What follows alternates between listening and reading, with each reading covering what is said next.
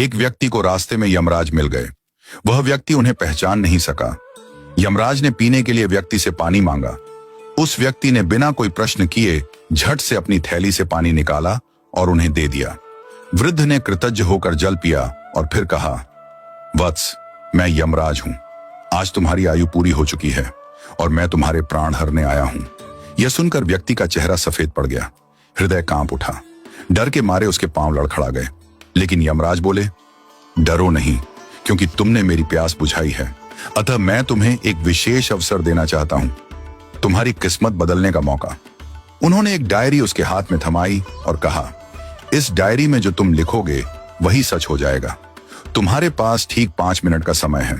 जितना चाहे लिख लो, पर ध्यान रहे केवल 5 मिनट। इसके बाद समय समाप्त हो जाएगा और डायरी मेरे पास लौट आएगी। व्यक्ति का भय थोड़ा कम हुआ। वह सोचने लगा, अब तो मेरी किस्मत मेरे हाथ में है, मैं सब कुछ बदल सकता हूं। उसने जल्दी जल्दी डायरी खोलनी शुरू की। पहला पृष्ठ देखा। वहां लिखा था, तुम्हारा पड़ोसी रामदीन कल लॉटरी जीतकर करोड़पति बनने वाला है। व्यक्ति को ईर्ष्या हुई। उसने लिखा, रामदीन की लॉटरी रद्द हो जाए, वह गरीब ही रहे। दूसरा पृष्ठ लिखा था, तुम्हारा मित्र रघु चुनाव जीतकर मंत्री बनने वाला है। व्यक्ति ने लिखा, रघु चुनाव हार जाए, उसे अपमान झेलना पड़े। तीसरा पृष्ठ, तुम्हारा छोटा भाई विदेश जाकर बड़ा व्यापारी बनने वाला है। व्यक्ति फिर लिखता है, वह कभी विदेश न जा पाए, नौकरी के लिए भटके। इस प्रकार वह एक एक कर पृष्ठ पलटता रहा और हर पन्ने पर दूसरों की खुशियां मिटाने लगा। उसका मन ईर्ष्या और द्वेष से भर गया था। अंत में उसने डायरी का अंतिम पृष्ठ खोला। यह उसका अपना पृष्ठ था, जहां लिखा था, अब तुम अपने जीवन का भविष्य तय कर सकते हो। वह मुस्कुराया, पेन उठाया, लेकिन तभी एक ठंडी सी आवाज आई, वत्स, तुम्हारा 5 मिनट का समय समाप्त हो चुका है। यमराज ने धीरे से डायरी उसके हाथ से ले ली और कहा, तुमने अपने जीवन का सबसे कीमती समय दूसरों का बुरा सोचने में बर्बाद कर दिया।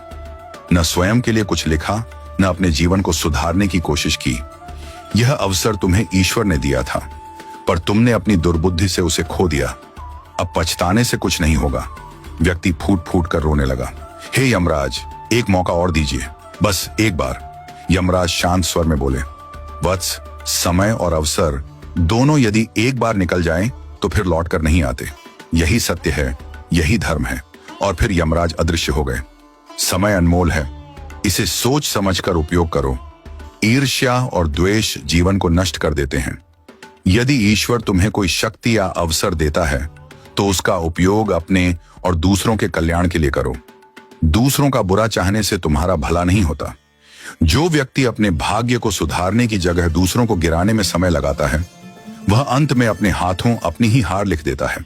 सच्चा मनुष्य वह है जो अवसर मिलते ही प्रकाश की ओर बढ़े, न कि अंधकार में दूसरों को ढकेलने लगे।